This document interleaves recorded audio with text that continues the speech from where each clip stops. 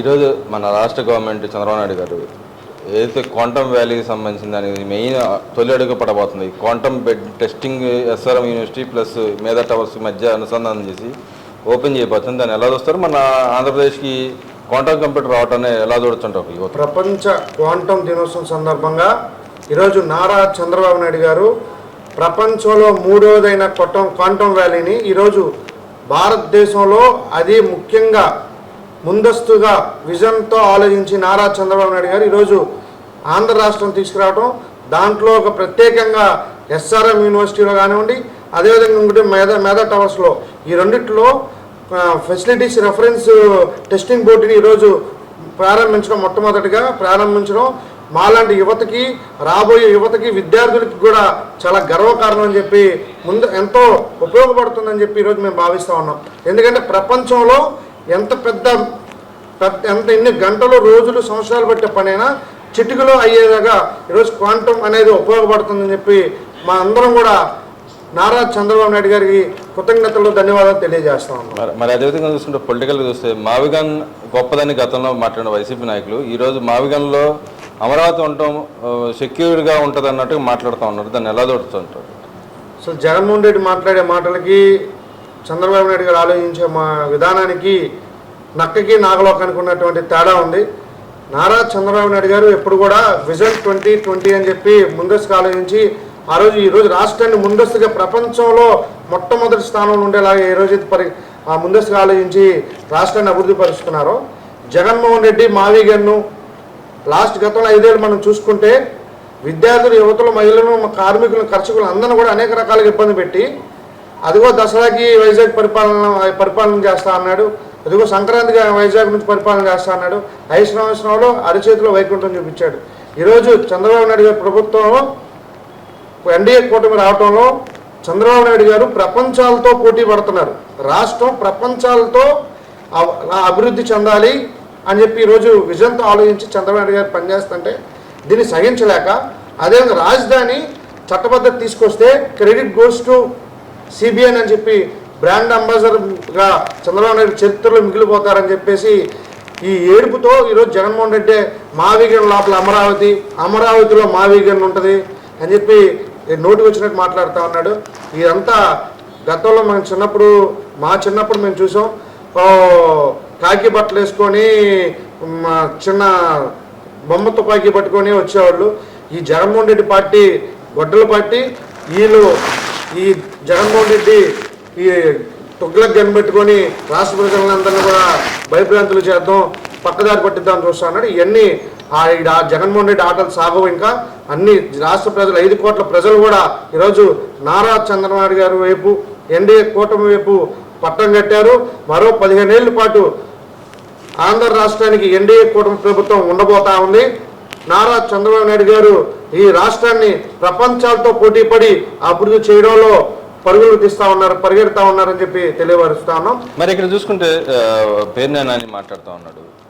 అమరావతిలో కట్టేది ఏం లేదు, అనవసరం డబ్బు ఖర్చు పెడుతుంది తప్పితే ఓన్లీ డ్రైనేజీ వ్యవస్థకి వీటి కోసం ఖర్చు చేస్తూ ఉన్నారు. మేము చెప్పింది 10,000 కోట్లతో అయిపోద్ది అని చెప్పి మాట్లాడుతూ ఉన్నాడు. ఇంకో పక్కన గతంలో ఏదైతే వీళ్ళకి భయం పట్టుకుంది, చంద్రబాబు నాయుడుకి వీళ్ళకి భయం పట్టుకుంది, ఎమ్మెల్యేల చేత, మినిస్టర్ల చేత బూతులు తిట్టిస్తున్నారు మమ్మల్ని. కానీ మావిగన్ అనేది ప్రజల్లోకి వెళ్ళిపోయింది. అమరావతి సిఆర్డీ పరిధిలో అమరావతి లేదు, మావిగన్ పరిధిలోనే అమరావతి ఉందని చెప్పి మాట్లాడుతూ ఉన్నాడు. ఇదే పేరుని సూడిగా క్వశ్చన్ చేస్తా ఉన్నా. గత 5 ఏళ్ళలో బందర్లో కోనేరు సెంటర్ నుంచి కానీ, మార్కెట్ యార్డ్ రోడ్డు కానీ, అటు పోర్ట్ రోడ్లో కానీ కరెక్ట్గా 2 కిలోమీటర్ల కాలువలు వేసావా, 2 కిలోమీటర్ల రోడ్లు వేసావని అడుగుతా ఉన్నా. ఈరోజు నువ్వు పోటీ చేసి నువ్వు గెలిచిన నియోజకవర్గంలోనే కరెక్ట్గా 2 కిలోమీటర్ల రోడ్లు కాలువలు అయినోడు ఈరోజు రాష్ట్రంలో రాజధానికి ఇన్ని కోట్లు అని మాట్లాడుతున్నావు. నీకెందుకు రాజకీయాలు తెలియనప్పుడు ఇంట్లో కూర్చో. నువ్వు రౌడీకి ఎక్కువ, గోండాకు తక్కువ అని చెప్తా ఉన్నా. మీ పార్టీ అలాంటిది, మీ జగన్మోహన్ రెడ్డి అట్లాంటి వాడు, మీరు అట్లాంటి వాడు.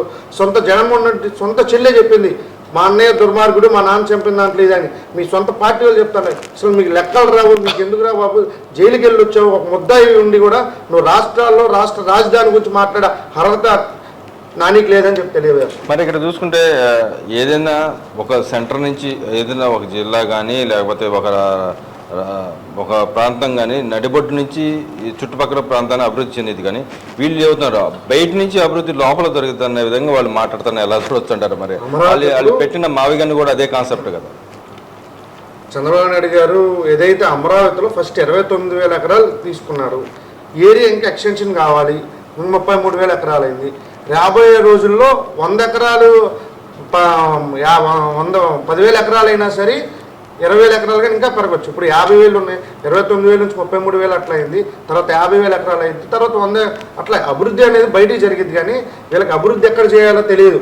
సముద్రంలో ఇల్లు కట్టుకునే రకాల ఇల్లు, గాల్లో మేళ్ళగట్టి రాష్ట్ర ప్రజలందరికీ అరిచిత్ర వైకుంఠం చూపించే జగన్మోహన్ రెడ్డి ప్రభుత్వం లాస్ట్ 5 ఏళ్ళు అదే చేసింది. వీళ్ళకి అన్ని తెలియని వాళ్ళు రౌడీల్ని గొండాలు తీసుకొచ్చి ఎమ్మెల్యేని చేశాడు జగన్మోహన్ రెడ్డి. ఇలాంటి వాళ్ళు రాష్ట్ర ప్రజల భవిష్యత్తుని వాళ్ళ అభివృద్ధిని కోరుకున్న వాళ్ళే వీళ్ళు కాదు. మరి మీరు రౌడీలు అని అంటున్నారు కాబట్టి నేను మిథున్ రెడ్డి గారు ఒక ఛానల్లో ఆయన మాట్లాడుతూ ఉన్నాడు. జగన్మోహన్ రెడ్డి గారు ఆదేశిస్తే మేము మానభావంలో తయారయ్యి అందరిని చంపేస్తా ఉన్నట్టుగా ఆయన చెబుతా ఉన్నాడు. దాన్ని ఎలా చూడొచ్చుంటారు? ఆయన మరి ఒక ఎంపీగా చేసిన వ్యక్తి అలా మాట్లాడుతున్నా ఎలా చూడొచ్చుంటారు? వీకెండ్ డిబేట్లో ఇదే మిథున్ రెడ్డి సొంత కుటుంబ సభ్యుడు, సొంత మనిషి, సొంత బినామీ ఈరోజు ఒక ఎంపీ అయి ఉండి జగన్ గారు ఏది చెప్తే అది మేము చెప్తాం, ఆయన అమరావతి అనమంటే మేము అమరావతి అంటాం, ఆయన మావిగన్ అనమంటే మేము మావిగన్ అంటాం, జగన్మోహన్ రెడ్డి గారు ఏది ఆదేశిస్తే అది మేము ఫాలో అవుతాం, అది మేము శాసిస్తాం అన్నట్టు ఇష్టం వచ్చినట్టు మాట్లాడుతూ ఉన్నాడు. ఒక పెద్దల సభలో, ఎంతో ఖర్చుతో కూడినటువంటి సభలో నిన్ను గెలిపించినటువంటి ప్రజల గురించి మాట్లాడాల్సిన, సమస్యలపై మాట్లాడాల్సి గొంతెత్తాల్సిన సభలో మీ జగన్మోహన్ రెడ్డి ఏది చెప్తే అది చేస్తాను, ఆయన స్వార్థం కోసం ఏది చెప్తే అది చేస్తాను, ఆయన్ని చంపమని నేను చంపుతాను, ఆయన్ని నరకమంటే ఆయన నరుగుతాను, ఆయన్ని డోర్ డెలివరీ చేయమంటే ఆయన చేస్తాను అని ఇష్టం వచ్చినట్టు మాట్లాడుతున్నటువంటి మీ నాయకులు ఎవరైతే ఉన్నారో మీ చెప్పుతో మీరే కొట్టుకోవాలని చెప్పి తెలియజేస్తా ఉన్నా. మీలాంటి వాళ్ళు ఇంకోసారి రాష్ట్ర ప్రజలు ఎక్కడ పోటీ చేసినా, వార్డుగా కాదు, సర్పంచ్గా కాదు, ఎమ్మెల్యే కాదు, కార్పొరేటర్ కాదు, ఎక్కడ పోటీ చేసినా మిమ్మల్ని ఎవరు గెలిపించే ఇదే లేదని చెప్పి స్పష్టంగా తెలియజేస్తాం. మరి ఇక్కడ చూసుకుంటే పేరునైనా ఇంకో మాట కూడా మాట్లాడుతూ ఉన్నాడు. ఏదో చంద్రబాబు నాయుడు గారు ఇంటికి 7,500కి ఎస్ఎఫ్టీకి కొన్నారు, మీరు 3 కోట్లు అవుతుంది, అది రమారమి మీరు కొన్నది మొత్తం కలిపి 1 ఎకరా, 10 కోట్లు ఎక్కడి నుంచి అవుతుంది, 10 కోట్లు ఎప్పుడు అవ్వాలా అని చెప్పి మాట్లాడుతుంటారు. చంద్రబాబు నాయుడు గారు తీసుకుంది రెసిడెన్షియల్ ప్లాట్ ఆయన తీసుకున్నారు, కమర్షియల్ ప్లాట్లో అమ్మింది లేదు. చంద్రబాబు నాయుడు గారు 5,000 ఎకరాలు కమర్షియల్ బ్యాంక్ ఉందని చెప్పి ఆయన చెప్పారు. దానికి కంపారిజన్ అర్థం కాక ఎందుకు మాట్లాడుతున్నారు? నిజంగా రెసిడెన్షియల్ దానికి కమర్షియల్ దానికి తేడా ఉందంటారు లేదంటారు? జగన్మోహన్ రెడ్డి 2019లో ఎలక్షన్ క్యాంపెయిన్లో నా రాజధానిలో ఉన్న ఇల్లు అని చెప్పి తిరిగాడు. అప్పుడు అదే జగన్మోహన్ రెడ్డి వాళ్ళ ఇల్లు అప్పుడు ఎంత కొన్నాడు, ఇప్పుడు అదే ఇల్లు ఇప్పుడు అమ్మితే ఎంత వస్తాయని ల్యాండ్ వాల్యూ అనేది ఎప్పుడు సంవత్సరాలు గడిచే కొద్దీ రాజధాని అప్పుడు లేదు, నువ్వు ఆమోదించలా. ఇదే నారా చంద్రబాబు రాజధాని ప్రాంతాన్ని ఆమోదించిన తర్వాత ల్యాండ్ వాల్యూలు పెరుగుతూ ఉంటాయి. అప్పుడు 10 రూపాయలు, ఇప్పుడు ఈ ఫోన్ అప్పుడు 10,000 కొన్నా, ఇప్పుడు వాల్యూ పెరిగిద్ది. ఏ వస్తువుకైనా ల్యాండ్ వాల్యూ కానీ వస్తువు వాల్యూ కానీ రోజులు గడిచేకపోతే వాల్యూలు పెరుగుతూ ఉంటాయి. ఆ మాత్రం ఇంగిత జ్ఞానం లేకుండా ఇది ఎట్లా ముఖ్యమంత్రి అయ్యాడో మాకు అర్థం కావట్లేదు. మరి ఇంకో విషయానికి వస్తే ఏదైతే రాజధాని పక్కన అభివృద్ధి చెందుతున్నా కూడా అక్కడ అభివృద్ధి ఏం జరగట్లేదని చెప్పి అంటా ఉన్నారు. దాన్ని ఎలా చూడొచ్చుంటారు? నిజంగానే అమరావతిలో ఖర్చు పెడుతుంది, ఎక్కువ ఖర్చు పెడుతున్నారు కానీ వచ్చే లాభం తక్కువ అన్నట్టు మాట్లాడుతూ ఉన్నారు. వీళ్ళందరూ మాటలను నమ్మడానికి రాష్ట్ర ప్రజలు ఎవరు సిద్ధంగా లేరు. కేంద్ర ప్రభుత్వం ఎన్డీఏ కూటమి నారా చంద్రబాబు నాయుడు గారికి అన్ని రకాలుగా సపోర్ట్ చేస్తూ ఉంది. ప్రజలందరూ కూడా అమరావతి వైపు అడుగులు పెడుతుంటే ఇదా రాజధాని, ఇదా చంద్రబాబు నాయుడు గారు చేస్తానంది, ఇది చేసి చూపిస్తున్నారు అని చెప్పి అందరూ ఎంతో ఆనందంగా ఈరోజు ఇంకా ముందు రోజుల్లో ఈ ఎన్డీఏ కూటమిని మనం గెలిపించుకుంటే ఇట్లాంటి మరింత అభివృద్ధిని రాష్ట్రంలో నలుదిక్కుల, అటు వైజాగ్ కానివ్వండి, ఇటు విజయవాడ కానివ్వండి, అటు గుంటూరు కానివ్వండి, అటు బందర్ కానివ్వండి, అన్ని జిల్లాలు సమన్వయం చేసుకుంటూ రాష్ట్ర అభివృద్ధికి ముందుబాటు వేస్తా ఉన్నారని తెలియజేస్తాం. మరి ఇక్కడ చూసుకుంటే రాష్ట్రంలో మీరు అన్నట్టుగా అభివృద్ధి బాట వేస్తున్న ఏదైతే ప్రాంతాలు పోర్టులు కానీ ఎయిర్పోర్ట్లు కానీ కడతా ఉండే అన్ని డెవలప్మెంట్ చేస్తూ ఉంటాయి. ఇప్పుడు జగన్మోహన్ రెడ్డి గారు వచ్చి మేము అడ్డుకుంటాం, అడ్డుపడి ఆపుతాం, ధర్నాలు చేస్తాం అని చెప్పి మాట్లాడుతూ ఉన్నారు. ఏదైతే గతంలో మన భోగంపురం ఎయిర్పోర్ట్నే ఆపించిన పరిస్థితి, తర్వాత మళ్ళీ విజయనగరం దగ్గర ఉన్న పోర్ట్ను ఒకదాన్ని ఆపిస్తానికి ధర్నా చేసిన పరిస్థితి, రేపొద్దున మళ్ళీ నెల్లూరు జిల్లాలో ఇంకో దానికి వెళ్ళబోతున్నాడు. ఎలా చూడొచ్చుంటారు? నిజంగానే ఆయన ప్రజల పట్ల, రాష్ట్ర అభివృద్ధి పట్ల ఆయన చిత్తశుద్ధి ఉందంటారా?